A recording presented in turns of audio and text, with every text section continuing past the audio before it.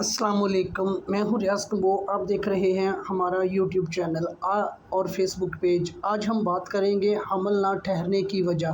حمل نہ ٹھہرنے کی وجہ کئی مختلف وجوہات ہو سکتی ہیں، یہاں کچھ اہم وجوہات بیان کریں گے۔ حمل نہ ٹھہرنے کی صورت میں اگر آپ کی شادی کو 1 سال ہو گیا ہے اور کوشش کے باوجود بھی حمل نہیں ٹھہر رہا، تو ایسی صورت میں میاں بیوی دونوں کو اپنا معائنہ لازمی کروانا چاہیے۔ صرف عورت کا معائنہ کروانا اس مسئلے کا حل نہیں ہے۔ Number 1، hormones problem. ہارمونز کی خرابی ٹھیک نہ ہونے کی وجہ سے حمل نہ ٹھہرنے کی وجہ بن سکتی ہے۔ ایک عورت کے جسم میں ہارمونز کی تعداد میں تبدیلی، کمی یا اضافہ حمل کو روک سکتا ہے۔ نمبر 2، عورت کے صحت کے مسائل، مثلاً غیر منظم حیض کا دورانیہ، حیض کا نہ آنا یا یوٹرن فائبروڈز یعنی بچے دانی میں خرابی، رحم کے اندر گٹھلیاں، بچے دانی کی رسولیاں۔ بچے دانی میں کسی بھی قسم کی رسولی یا انفیکشن کی صورت میں حمل کے ٹھہرنے کے چانس کم ہوتے ہیں۔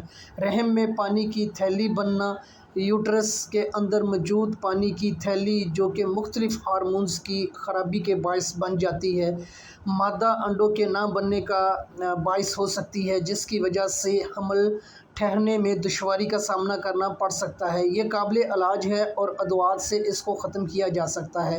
انڈوں کا نہ بننا، زیادہ وزن ہونا، ٹیوب کا بند ہونا۔ اگر ٹیوب بند ہو تو اس صورت میں حمل کے ٹھہرنے کے چانس بالکل نہیں ہوتے۔ اس صورت میں کسی بھی قسم کا علاج مفید ثابت نہیں ہو سکتا۔ طبی امراض۔ کچھ طبی امراض مثلاً ہارمونز کی کمی، مادہ اسپرم یا انڈے کی خرابی، رحم کے نظام میں یا کچھ انفیکشنز حمل نہ ٹھہرنے کا سبب بن سکتے ہیں۔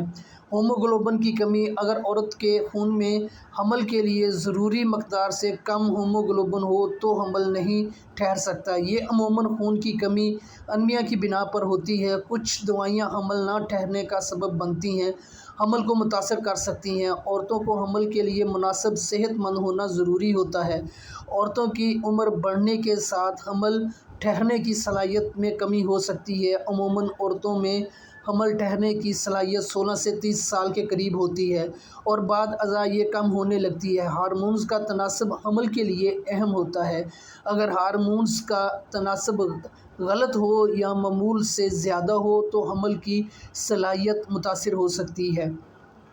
کبھی کبھار عورتوں کے تناسلی اعضاء میں کچھ نقصان ہو سکتا ہے جو حمل کے لیے مناسب نہیں ہوتا۔ یہ نقصان طبی طور پر پیدائشی ہو سکتا ہے یا بعض اوقات بیماریاں یا آپریشن کی وجہ سے بھی ہو سکتا ہے۔ صحت مند اور مناسب خوراک۔